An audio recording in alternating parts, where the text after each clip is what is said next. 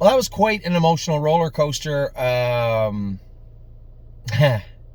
Crantini, I think, just punched his ticket to being a gelding. I know there's a lot of people who say, "Oh, he's such a beautiful horse." I know he's a beautiful horse, but he's made 180 and left at least that much on the table this year, just goofing off. And Scott said it's not the head throwing, it's the lunging. I said, yeah, he knows how to beat the system, right? And that's fine. That's fine. We can beat the system too. He can focus a little more next year.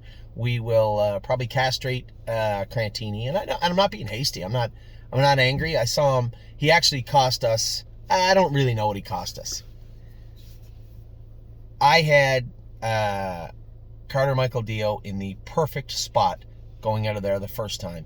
I was coming right into position. Crantini was on the run. The 4 was on the run. The 1 and 2 were looking around. I was going to blast over to the front 2 steps and probably end up in the 3 hole. Now, how much did the recall cost us? I know he was pretty hot after. I got him to walk a little bit, but he was really agitated. And horses are like humans. When you get that adrenaline rush and then that dump, how much does that affect them? Especially a horse that hasn't raced in a bit. Did I ask for too much because he hasn't raced in 5 weeks? Was the training not enough? Did he bleed? Did he have mucus in his throat? And you can say, oh, we'll scope him. There's no real point in scoping him. That's his last start of the year. He come off the track with his ears up, and attentive. He's had a good year. And although I just done an interview and I said to somebody, hey, we can complain and lament because Crantini made a break at the gate or Carter Michael Dio fell short and was flat. We can do that. Or we can celebrate the fact that the only possible outcome that got Spitfire Overseas into the Breeders' Crown Final after finishing 5th was for Doug McNair to finish 5th. That was the only way. Now, I didn't know this. I'm a little embarrassed to say that I didn't realize that. I knew it after it was said to me. I just thought top 5 get in. And I got thinking when I looked at the program, where's Killmeister at? Where's that horse at? It's been racing. It's odd that they didn't bring him. Did he get hurt? No. If you win the Peter Houghton, you get a bye into the Breeders' Crown Final. So it was top 4, Killmeister, and the 5th, the last position, was by money. Well, there was only one horse in the program. 1 2-year-old in the program had less money made than Spitfire Overseas. And that was Doug McNair's horse. So as I am bitter, I wasn't angry. I was a little upset, deflated, but we knew going in, we had 2 horses that were fringe players. But when you race against the best horses in the world, you have to bring your A game, right? You have to show up, be attentive, be ready, be fit, be tight, be healthy, and focus. And if you're not doing all those, you either have to be that much better than them, or you're not going to get anything. So maybe I asked Carter Michael Dio for a little much. Maybe it's been a long year. Maybe he bled a little. Maybe he scoped. Maybe he could have scoped with mucus. At the end of the year, he's a pretty good horse for us. Certainly nothing to... And I was being interviewed after, and I told the gentleman, Ken, pretty frankly, what do you like and not like about the year with these 3 colts in particular? All you can ask for is an owner, a trainer, a driver, anybody associated, groom, anybody associated with any horse, is that your horse likes their work, wants to do it, wants to beat other horses, and has ability. These 3 colts are going to have good 3-year-old seasons because they want to be that. And if they come back and they're not good enough to be at the top level, that's fine. Their attitude and work ethic will make them good horses at the next level. We got to race in the Breeders' Crown with not 1, not 2, but 3 horses that, if you go by sale purchases last year, weren't supposed to be here.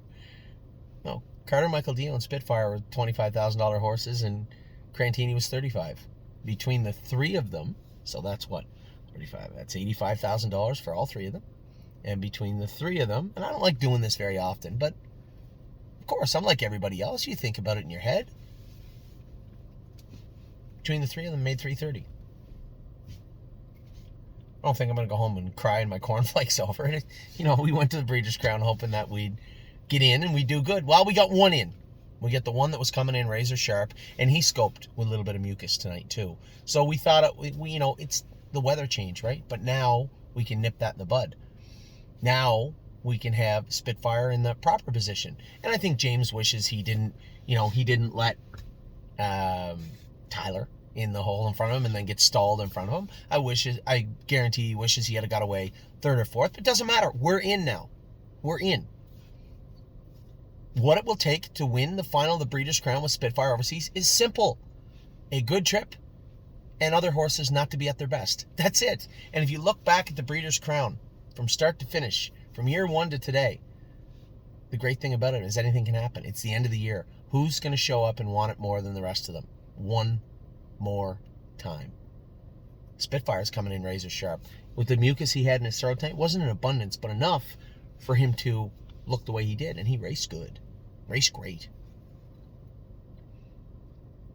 And I finished off the interview, quite frankly, saying, what will it take? Same thing. What will it take to win?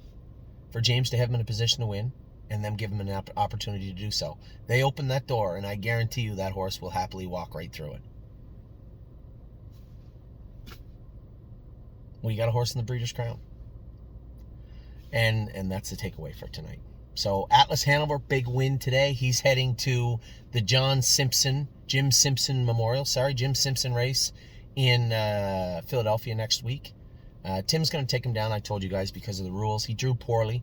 Mark's going to drive him. And then I just spoke to Jimmy King a moment ago. He's going to pick him up after the race him in the Matron in the Progress Stakes. What a treat it is to watch that horse race. He raced great his last 3 starts and looked very, very good doing it. So he'll finish out, he'll race. He'll race throughout the rest of the fall at Dover. I spoke to Jimmy also. We might send him down a trotter for the open trot also. I'm thinking per Lucky, maybe. We'll rest him. I know he's into going to Indiana this week. After this start in Indiana, maybe we'll turn him out for 3 weeks and then have him down to Jimmy for first part of December-ish. I suspect we only give him 3-4 weeks off. It won't take long to get an old killer like him back. And then I didn't tell you guys today, a lot of people asking me, where's Resolute Bay? He's schooled today. He didn't get in last week, right? If you look where Renegade Gypsy got in, where Red Overbach got in, there wasn't a lot of room there. And tough classes, too, a little salty. Been a good horse for us all year. Somebody said, well, when's he going to race? I said, easy. He's made $70,000 the last 5. Let's just let the horse find his way. Last time he had 3 weeks off, he come back and raced huge. So I suspect that Resolute Bay will be in next week and race just fine. Arches Rainbow schooled also. She'll be ready to go for qualifier, I suspect, next week. Scotty was nice enough to hang around and go with her. And that's about it. So with that, I will talk to you guys soon. Obviously, listen, we all want to win every race, but this is the top of the food chain. We got a horse in the Breeders' Crown. That's a takeaway. So congratulations to everybody with Spitfire Overseas, and good luck in the final. Take care.